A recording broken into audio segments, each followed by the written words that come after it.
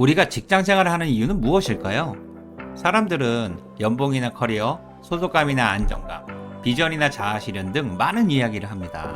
그리고 저의 개인적인 직장 경험으로는 연봉이 무조건 1순위였습니다. 솔직히 다른 이유들은 모두 연봉 다음 순위였습니다. 가난한 직장인이라면 이게 당연하지 않을까요? 보통 입사 면접에서 당신은 이 회사를 왜 선택하셨습니까? 이런 질문을 받으면 누구나 속마음은 연봉이 높기 때문이죠. 회사가 큰 것은 그 다음이고요.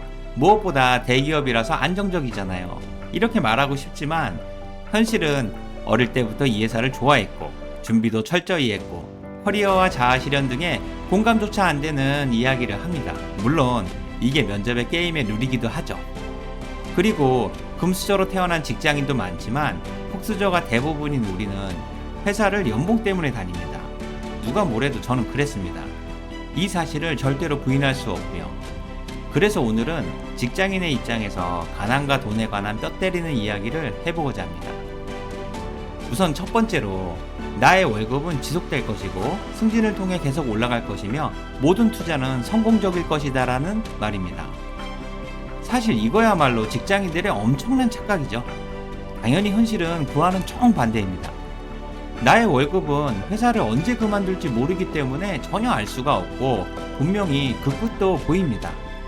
승진은 어떻게 해야 할지 잘 모르겠고요. 솔직히 경쟁에서 늘 뒤처지기 바쁩니다.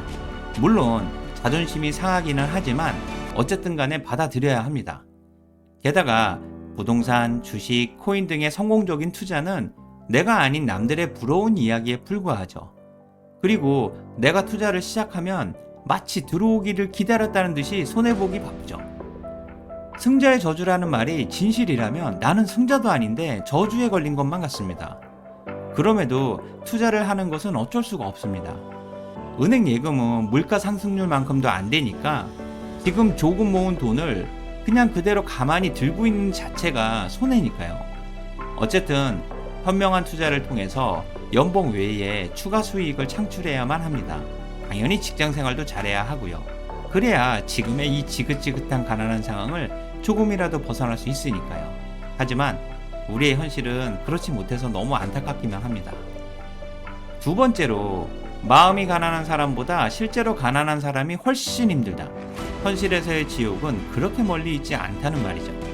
이 말은 위로보다 월급이 소중한 직장 생활이라는 제가 쓴 책에서의 이야기인데 직장 생활을 오래 해도 부모님의 도움 없이 홀로 서기란 쉽지 않고요. 소도 비빌 언덕이 필요하다고 하는데 이제는 언덕이 아니라 큰 산 정도가 필요한 것 같습니다. 게다가 직장 생활 자체도 힘든데 가난을 극복하는 과정도 절대로 만만치가 않습니다. 또한 세상에 많은 책이나 성공한 사람들은 부자가 되려면 직장 생활로는 불가능하니까 반드시 사업을 해야 한다 혹은 과감한 도전을 해야 한다고 말합니다. 하지만 직장 생활도 너무 힘들고 고통스러운데 그 와중에 사업을 준비하거나 새로운 도전을 준비한다는 것은 흙수저 직장인 입장에서는 엄두 자체가 잘 안 나죠. 망하면 절대로 안 되니까요. 슬프게도 직장인은 오늘 출근해서 받은 마음의 상처를 저녁에 치료하기 바쁩니다. 그래야 내일도 웃으면서 출근할 수 있으니까요. 이렇게 생각해보면 정말로 지옥은 마음속에만 있는 것이 아니라 바로 옆에 있는 것 같이 느껴집니다. 마지막 세 번째로 돈이 없으면 벌어야 하고 능력이 없으면 키워야 한다. 모든 가치의 기준이 경제력임을 도저히 부인할 수가 없다는 말입니다. 그냥 듣기만 해도 이해가 되시죠? 사실 이런 말들은 부자나 직급이 높은 선배들이 하는 이야기인 경우가 대부분이죠.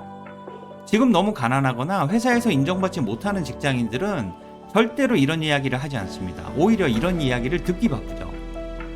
그리고 이미 너무 가난하기 때문에 세상의 모든 가치의 기준이 경제력임을 그 누구보다 확실하게 느끼고 있는 중이죠.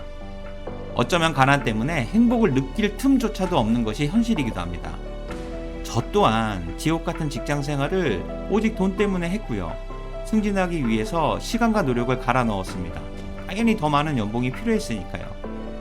개인적으로 그동안의 수많은 야근이나 주말 근무가 쌓여서 승진과 연봉을 만들어냈다고 생각할 정도로 저의 가난한 상황은 저를 지옥 끝까지 몰아붙였습니다.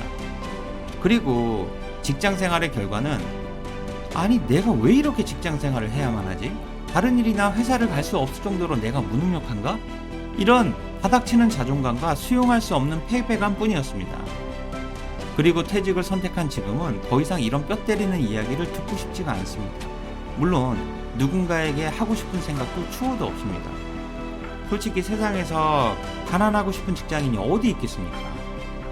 구독자님들은 당당하고 자신감 있는, 그러면서도 자존감에 상처받지 않으면서 인정받는 직장인이 되시기를 기원하겠습니다.